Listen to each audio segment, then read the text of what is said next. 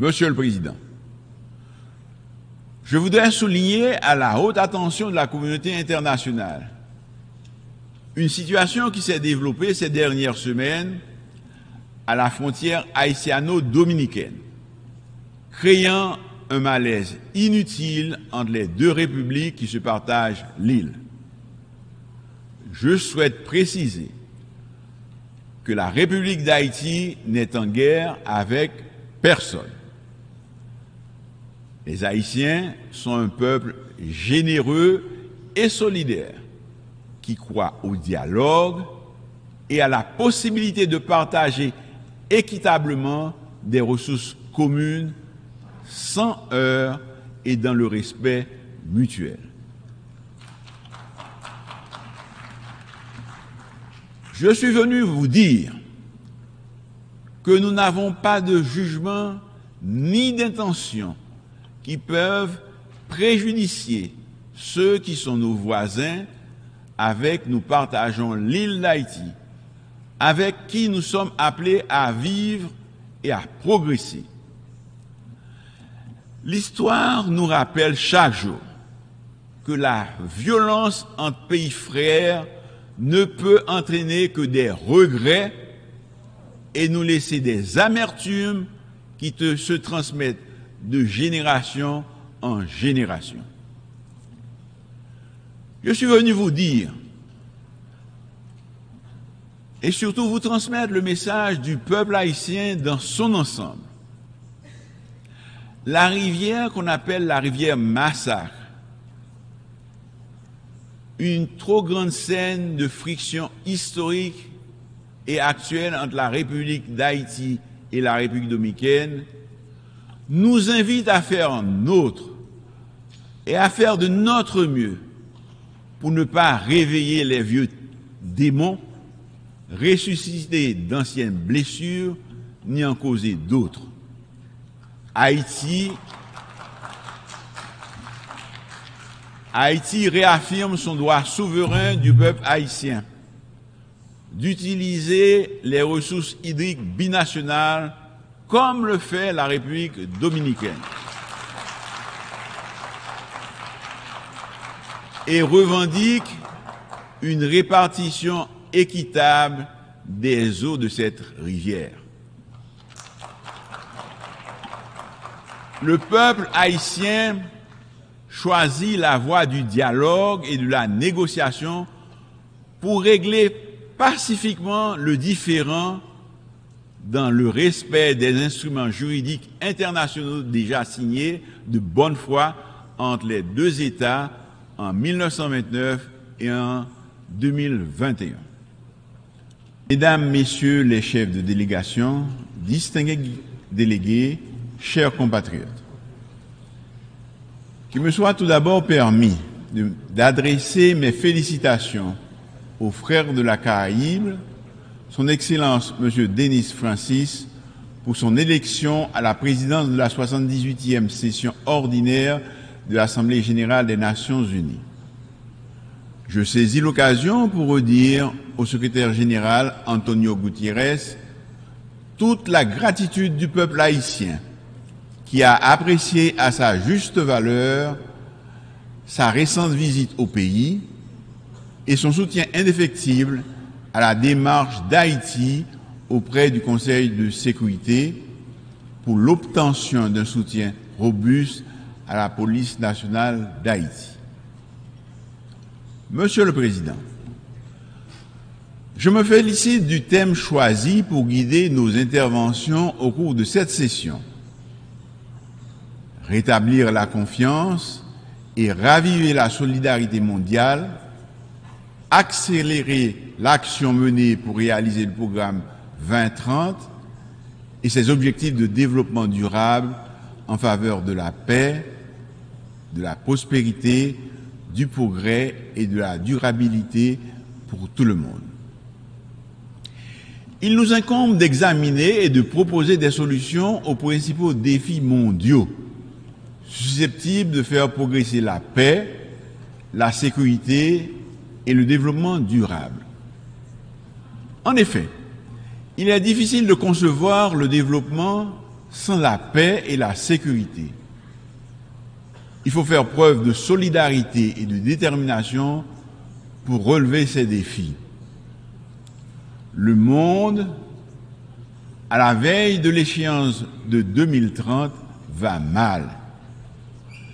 L'éclatement de nombreux conflits aux conséquences désastreuses pour les populations civiles, la multiplication des crises sécuritaires, sanitaires, alimentaires, sont là pour nous rappeler que nous nous éloignons des grands idéaux de la Charte des Nations Unies. J'en veux pour preuve l'insécurité alimentaire engendrée par les conflits et les violences. Le rapport mondial 2023 sur les crises alimentaires indique que 258 millions de personnes étaient en situation d'insécurité alimentaire aiguë et avaient besoin d'une aide alimentaire d'urgence en 2022. C'est pourquoi mon pays avait pris part au débat public de haut niveau sur la famine et l'insécurité alimentaire mondiale provoquée par les conflits, qui a été organisé au mois d'août dernier par le Conseil de sécurité pour tirer la sonnette d'alarme. L'économie mondiale, depuis la crise du Covid-19, se trouve dans une situation de stagnation. L'inflation frappe de nombreuses économies et les perspectives de croissance ne sont pas encourageantes. Monsieur le Président, cette situation n'est pas sans conséquence sur les pays les moins avancés, notamment Haïti, qui doit constamment faire face à la volatilité des prix et à une terrible crise aggravée par la détérioration de la situation sécuritaire du pays. Il convient également de mentionner dans ce décor inquiétant les changements climatiques qui représentent pour les petits États insulaires comme Haïti un danger permanent, les mettant à rude épreuve. Au passage de chaque ouragan, les économies de la région Caraïbe subissent des pertes énormes qui remettent en question des avancées significatives enregistrées sur le plan socio-économique et politique par la destruction des infrastructures économiques, éducatives, sanitaires et énergétiques. Cette exception m'offre l'occasion, en ma qualité de chef de gouvernement d'Haïti, d'exposer la situation du pays, plongé dans une crise profonde depuis des années, à laquelle je m'évertue à trouver des réponses concrètes et durables. C'est une crise structurelle et multidimensionnelle qui a impacté nos institutions et qui empêche le développement économique et le progrès social. Elle a atteint aujourd'hui sa phase critique avec la dégradation de la situation sécuritaire, où la population subit quotidiennement les attaques violentes des gangs armés qui contrôlent plusieurs quartiers de la capitale et de certaines villes de province. Ils assassinent, incendient, pillent, violent, violentent, avec une rare cruauté. Ils chassent les habitants de leurs maisons, bloquent les routes et contraignent les écoles, les hôpitaux et les commerces à fermer leurs portes. La détérioration de la situation sécuritaire ces dernières semaines a engendré une nouvelle crise humanitaire avec des déplacés qui occupent de façon spontanée plusieurs sites pour échapper à la violence des gangs. Plus de 25 écoles de la capitale sont investies par des déplacés internes, estimés à plus de 16 500. Ils font face à de graves difficultés et vivent dans des conditions infrahumaines. La menace sanitaire est aussi présente avec des cas de choléra signalés dans certains sites, ce qui augmente le risque de transmission et pose un vrai problème de santé publique pour la population. Les abus, les violations systématiques des droits de l'homme causées par la violence des gangs compromettent la paix, la stabilité et la sécurité du pays et de la région. Les enlèvements contre rançon, les pillages, les incendies, les récents massacres, la violence sexuelle et sexiste, le trafic d'organes, la traite des personnes, les homicides, les exécutions extrajudiciaires, le recrutement d'enfants soldats, les blocages des routes principales constituent une liste non exhaustive des crimes perpétrés par les gangs armés. Il en résulte de graves conséquences telles que la mauvaise performance de l'économie qui a enregistré 5 années de contraction avec un taux de croissance négatif et une inflation élevée de près de 40%. De surcroît, la crise humanitaire s'accentue. Selon les estimations, 4,9 millions de compatriotes se trouvent dans l'insécurité alimentaire. C'est à peu près la moitié de la population qui vit en dessous du seuil de pauvreté avec moins de $2 américains par jour. Monsieur le Président, nous ne sommes pas là pour accabler ou justifier le passé. Nous sommes ici pour demander aux pays amis, à tous ceux qui, de loin ou de près, regardent notre pays et comprennent qu'il y a quelque chose d'urgent à faire au profit du peuple haïtien, de nous aider à créer un meilleur avenir pour les enfants d'Haïti en rétablissant la sécurité et la stabilité. La République d'Haïti a connu plusieurs chocs successifs ces 15 dernières années, dont 3 tremblements de terre majeurs, plusieurs cyclones et l'assassinat odieux du président Jovenel Moïse en juillet 2021. Il est impossible aujourd'hui d'inventer une histoire ou une rhétorique biaisée sur Haïti. La réalité est là et elle interpelle tout un chacun. Un ensemble de mauvaises décisions, de comportements inappropriés et de radicalismes divers nous ont conduits à cet état de fait. Je sollicite aujourd'hui, une fois de plus, du haut de cette tribune, d'aider les Haïtiens à demeurer chez eux. Ils sont des milliers à chercher ailleurs un mieux-être et la tranquillité que leur terre natale ne leur offre plus, dans un monde où il existe de moins en moins d'Eldorado à cause des aléas climatiques et des crises économiques récurrentes. Je réitère au nom du peuple haïtien et du gouvernement que je dirige la demande de nous prêter main forte pour encadrer la police nationale d'Haïti pour qu'elle puisse répondre réellement aux défis qui s'imposent à elle et à sa mission de protéger les vies et les biens et de servir. Certains pays ont connu des situations similaires à celles que vit mon Haïti actuellement. Ce sentiment de toute puissance des criminels ne doit pas pour longtemps encore résister aux lois de la République et à la volonté de l'ensemble des citoyens de récupérer leur liberté de circuler et de se projeter dans leur pays. Des Haïtiens, il y en a un peu partout, aujourd'hui dans le monde. Et beaucoup espèrent retourner chez eux.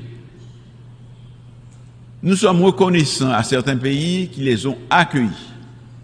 Mais je désire pouvoir leur dire qu'aussitôt l'ordre et la stabilité revenus, ils pourront, s'ils le souhaitent, rentrer pour participer au grand combat de la reconstruction. Monsieur le Président, je suis venu vous dire, au nom du peuple haïtien, que nous sommes prêts pour ce changement que nous attendons depuis un peu plus de 2 siècles. La liberté n'est complète que si elle permet à chaque citoyen de s'accomplir, de vivre dans la dignité et dans des conditions décentes. Je suis venu vous dire, au nom du peuple haïtien, que la question sécuritaire demeure la grande priorité de mon gouvernement, que la circulation des armes à feu, les enlèvements contre rançon, les massacres constituent des préoccupations majeures de mon administration. Monsieur le Président, le quotidien du peuple haïtien est pénible.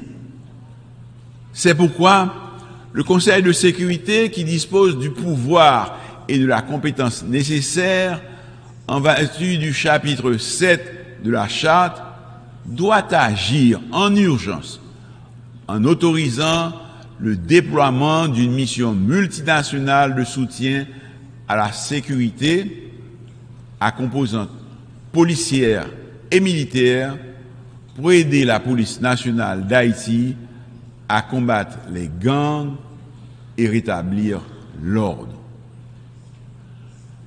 L'emploi de la force comme première étape demeure indispensable pour créer un environnement propice au bon fonctionnement de l'État. C'est un préalable nécessaire, mais non suffisant. Le développement socio-économique doit être pris en compte pour s'attaquer durablement à l'extrême pauvreté, source de tous nos maux. Les inégalités sociales et la très mauvaise répartition de la richesse nationale ont creusé un écart énorme entre les masses populaires nécessiteuses et la minorité possédant qui contrôle 90% des richesses du pays. L'extrême pauvreté accentue le chômage des jeunes, marginalise ceux des quartiers pauvres qui se laissent entraîner facilement dans la délinquance et la criminalité. Cette catégorie constitue un terreau fertile de recrutement pour les gangs. Une fois de plus, du haut de cette tribune, je lance un appel à tous les Haïtiens de bonne foi, ceux qui vivent dans la diaspora comme ceux de l'intérieur, tous les acteurs de la vie politique, quelle que soit leur tendance, à travailler avec le gouvernement pour combattre les gangs, rétablir la sécurité et, comme de vrais démocrates, à prendre le pouvoir par les urnes. Ce gouvernement intérimaire que je dirige est déterminé à réaliser les élections dans les meilleurs délais. Et dans les jours à venir, malgré la situation, je finaliserai en accord avec le Haut Conseil de la Transition les démarches pour le lancement du processus électoral avec le support de la communauté internationale. Le gouvernement entend continuer à discuter avec tous les acteurs politiques et ceux de la société civile de mon pays, afin de trouver ensemble, dans un élan patriotique, un consensus historique suffisant pour un dénouement heureux à la crise. la démocratie est en difficulté et le pays a besoin d'un retour à la normale pour s'attaquer aux grands défis de l'heure. Je souhaite également la participation significative des femmes et des jeunes de la société civile et de tous les acteurs concernés à l'effort commun pour le redressement d'Haïti.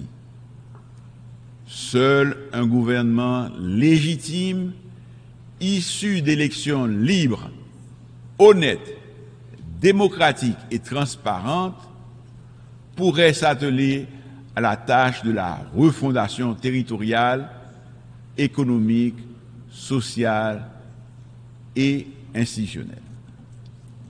Monsieur le Président, je voudrais souligner à la haute attention de la communauté internationale une situation qui s'est développée ces dernières semaines à la frontière haïtiano-dominicaine, créant un malaise inutile entre les deux républiques qui se partagent l'île. Je souhaite préciser que la République d'Haïti n'est en guerre avec personne.